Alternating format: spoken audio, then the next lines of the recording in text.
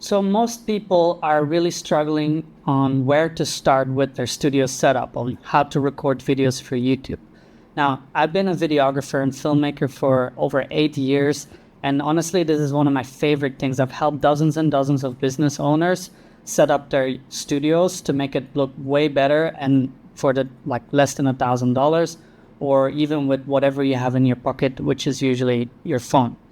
But today I'm going to go through the checklist of what you want to do so that your setup is good enough, because we're going to have a look here. Today I'm covering your recording setup, which is the step before the recording.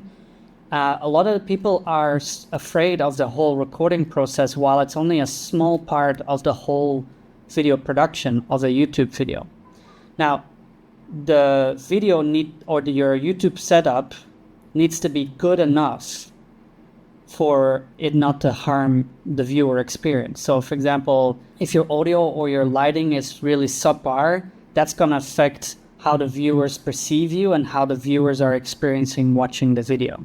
So we want to make sure that the next things that I'm going to cover, everything from framing to screen recording, and then I will show you some of my favorite setups, that is good enough.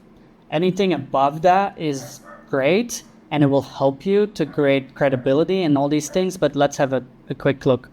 So no matter what you use, I can do a phone. I'm using my MacBook webcam right now. I have my mirrorless Canon camera that I often use. Whatever it is, 9 out of 10, it is good enough. Maybe some webcams are subpar, but you get the point. This is a resource, by the way, that we provide to our community as part of the frameworks that we're teaching, such as the one here. And so I'm going to go through this. I will add this one specifically to the description below, so you have access to this. Now, the things that I'm going to cover is framing, camera settings, lighting, audio, how to screen record or what to screen record with, and then actually some of my favorite setups. Let's start with framing, and it's very simple. We want to keep it center, not too much headspace, either almost to the top, or at least your head should, or your eyes should be above the second or the first third of the video. So make sure your camera is eye level. Don't have it come up from the bottom. Don't have it come up from the top, because it will give you a weird feeling. You want to be recording waist up, no matter if you're standing or sitting, because that's the most natural. Central framing. And then the background here is probably what's important. The biggest thing is you don't want the background to be overwhelming. You want it to add to the feeling or to the video itself. I like depth of field, and there's different ways to how to achieve that. The easiest is, of course, to have as much space as possible behind you. The other ways are through camera settings, such as aperture and lighting, of course. So the big thing is that the subject, you, is brighter than the background. Right. Camera settings. No matter what you use, phone or DSLR, you want to try and implement all of these. Reason being is because if everything is set on auto, then the white balance or the focus or the exposure will change, because you might bring your head or hands closer, and then it starts getting blue or warm because of that. So you want to try and set everything to manual exposure. You can use your phone and hold it, and then it locks exposure and focus for that, and it won't change. Now, white balance, are your whites white? Is it not too warm? You can make it warm if that's part of the feeling, but don't have it orange, fully orange, or absolutely blue. For DSLRs, you want to be shooting in 24 or 25 frames per second, depending where you are in the world. That means your shutter speed should be double, so 1/50 or 1/60 if the camera doesn't allow 1/50. Your aperture as wide as possible. That means the diaphragm should be as wide as possible, because then you create that depth of field. Now, also, if you set it on manual, then be careful that you're not getting out of focus. Your ISO adjust according to your shutter speed and aperture. You can try to mimic that on your phone or use specific apps where you can do that. If not, just be in an environment where the lighting and things are not changing, or you're not like using too much so that the settings change. Lighting. I want to keep this as simple as possible. You can go from easy to advanced and with 3 different lights, which is a key light, and the key light can be natural lighting. Currently, I'm only using natural lighting, but I can also use a fill light. And let me show you. So now I added a second light. Whoop, and I broke it. I added a second light here, which is only a small LED light, like this. And that will help me fill out the shadows, right? You want to do it correctly. I just broke it, so I'm going to put this away. Okay, so that's the second light. The third light could be a rim light, and I'll show you some examples later, but the rim light helps put a little bit on your shoulder or your head, and that helps you separate from the background. If your background is dark, for example, it gives you a little bit of light halo on your head. That's the third option, and it's here the backlight, as you can see. So you have your key light, your fill light, and then your backlight. And so you can start with just one light, which is the key light. Try to put it at a 45-degree angle and also 45-degree up from you. The fill light is then the opposite of that, of course, to fill up the shadows.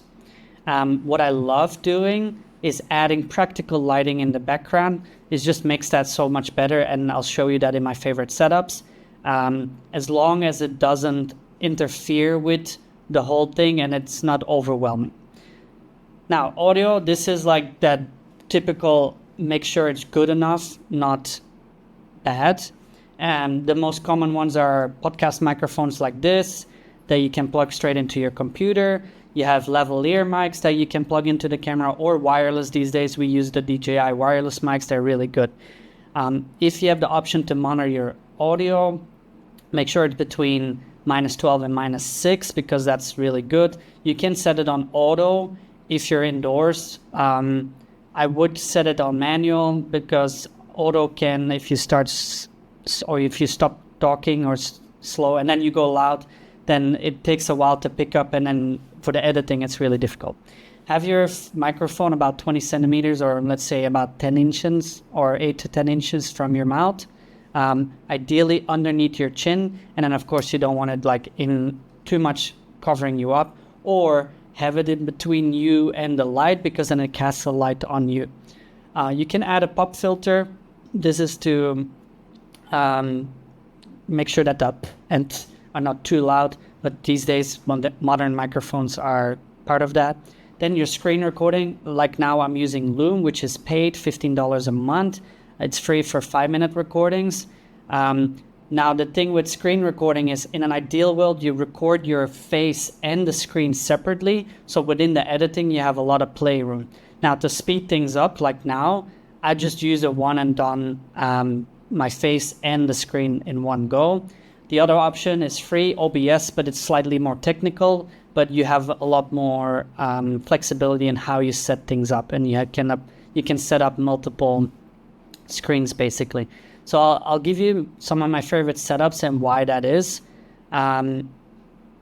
Here, headspace very minimal, which is fine. Subject is the main thing. Background is blurry, but has a consistent feel to it. So these are practical lightings. He uses one light with a little bit of a rim light. That's what I mean. Like there's a little bit of a blue light here. Also, separation can be done through colors. So that's why he does it. I like the shelving and the plant. It's not distracting. This one, it could use a little bit more depth of field. But for example, what I like is a little bit of the blue here and the magenta here, which are contrasting colors. He uses a 3-light setup, which is a key light, a fill light, and then the rim light over his shoulders or his headlight here, as you can see. It creates good contrast. This is a natural light setup. As you can see, it comes from one side. Then I like the symmetry and the simplicity of the setup, so you don't have to overthinking. This is the same person, a little bit more moody, warm, and intimate. So depending on how you frame it. If you go close up, it's more intimate. If you go further, it's less so and more educational or something like that. The warm feeling makes it also more intimate, and the contrast. Make sure the subject is in a good contrast to the background again. Here is a nice setup, a little bit busy in the background, but he negates that by basically making it sure it's dark and he stands out from the background, and also a lot of depth of field, right? So this is a very high contrast. It might be a bit too busy with the practical lighting in the background, but this is an office setup. This is a standard example. So if you don't have the depth of field, make sure that you stand out from the background. Like me, my wall is just a meter behind me. I can't create too much. Texture is nice. Fill up the blank sides with practical lighting and a shelving. Also, he uses a very wide angle, so that again doesn't make it intimate. It's the opposite. It's very educational. This is a mid, and you get the ideas, right? Mid range focal length. I have a more in-depth. This is very practical, very technical explanation of how to do your YouTube videos. But I hope this gave you some insights on what to do, and use this checklist to go through it. Ideally, you set it up once and that's it. I'll leave the resource down below. And if you're interested in joining our community where we provide way more resources and templates like these, feel free to reach out.